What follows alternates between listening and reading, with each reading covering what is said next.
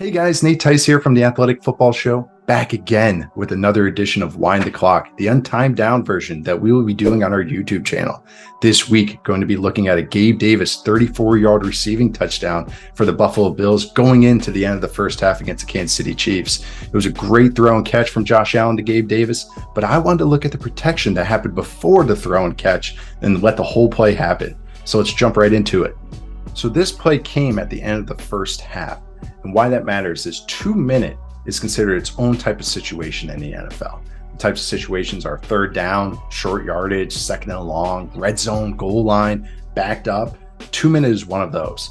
And that is how coaches and scouts and players bucket play calls and what their opponent tendencies are into these buckets. So that's how you kind of narrow down their play calls. And 2 minute is really considered a pass heavy situation. So even though this is 1st and 10, the Bills and the Chiefs are kind of treating this like a third down. And when you look here, I have the Chiefs defense marked out. I have them just by their position type, other than a corner, so ignore that. So I just have these position types. So I have DB, the linebacker. I have a tackle here. I just want to do that because for protection purposes, it helps them notice these guys as X's on the chalkboard rather than the jersey numbers. But I will explain body types and why that matters as well. So the Bills come out in a 3-by-1 with Dawson Knox off the ball here. Dawson Knox being off the ball matters for this protection. I'll explain that in a second. But what the Bills are running, other than, you see the go ball and sit route right here, out route by Diggs here, what they're running is a 7-man Mike ID protection. And a Mike ID protection is kind of the basis of all drop back protections. There's 5-man protection, which is just 5 offensive linemen. There's 6-man protection, 5 offensive linemen, and typically the running back. You can use the tight end, but almost always the running back. And then there's 7-man Mike ID protection.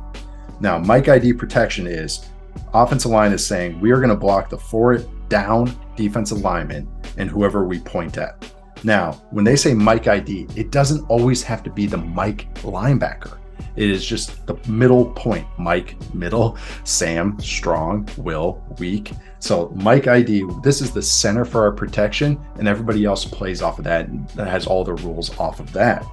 Now, the other type of 7-man protection and why you don't want to do this, or you can do it, but generally don't want to in the NFL, is a full slide 7-man protection. In this case, that would be tight end blocking here. Usually he'd be on the ball to try and do this, but just don't want to put a new drawing out there. Left tackle blocks down, guard blocks down, center blocks down, right guard blocks down, right tackle blocks down, and the running back would seal the edge here. Now, what that is a way to wad it up. We don't want to have any mental, fatigue trying to sort out this exotic pressure look that you're bringing, Steve Spagnuolo, and we'll just go wad this up. Now, why you don't want to do that, because you want to get the ball out quick in that case, is you see that Devin Singletary would be blocking a D end. The Chiefs' blitz path on this is to take advantage of offenses kind of being mentally lazy or trying to take a break, because they have this DB Reed here blitzing inside with the D end out, and they have this DB blitzing inside with the D end out. So if that were a full 7-man slide protection, Knox, the tight end, would be on the D end, and the running back would be on the D end. The basis of protection or drop back protection is to block like bodies. You want the offensive lineman on defensive linemen, and you want the running backs blocking linebackers and DBs, and true linebackers, inside linebackers, not outside linebacker edge types. That is the basis of protection. And once you identify those rules, it helps kind of sort everything out. We got to get this guy and this guy. And this Mike ID protection here, so this guy's blitzing inside, this guy's blitzing inside. The Bills O-line does a really nice job of, even though this tackle, he's wearing 51, he's the D end for the Chiefs. Even though he is walking around pre-snap, they're doing the whole amoeba, we're all crazy here, you don't know who's coming. The Bills offensive line goes, no, we have us, these three, they have their hand in the dirt, and then we have him, and we have him. That is where opponent scouting comes into play. You're 51, you're a D end. You are probably rushing us, so we are going to block you. Now, so that's the 5 that the offensive linemen have. When Reed blitzes inside, Reed over here, before the snap, Diggs motions over here, and Reed's kind of like, wandering around here. He's like, oh no, yeah, I got him in protection. I'll walk over here. Yeah, I got Diggs in coverage here. I'm going to cover him. I'm going to cover him down the field. You don't have to worry about me. And right at the snap of the ball, he creeps in and goes inside. Now, the defensive back here, they have to cover these guys. They have to have 1-for-1. So this defensive back has to sprint down here and cover Diggs. And he actually would have been a nice option as well on this play. Now, that is the disguise that the Chiefs are trying to show. And this DB being the overhang over here is kind of a little bit of an alarm bell. But Devin Singletary does a nice job of when this defense rushes out, Thornhill comes in. He's like, oh, no, I got you. I'm going to block you. That's my guy. I'm not hesitating. Now, if the Chiefs want to do a different look, say Reed was covering Diggs here in the slot, and this DB came screaming down late, it really wouldn't matter because Dawson Knox would still have him. That is the Mike ID. The running back has one away weak, so he has this DB right here. He has the sky.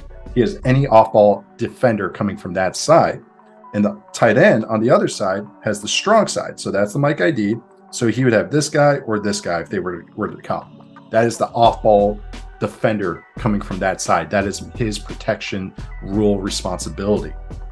So that is why you see Dawson Knox on this play is off the ball, is to allow him to sort out this protection. If he were on the ball right here and this DB came inside, it's impossible. I mean, the tackle would have to squeeze, and there he is having to block a defensive end. Once again, you do not want that. I mean, it happens sometimes, but you don't want to live that way.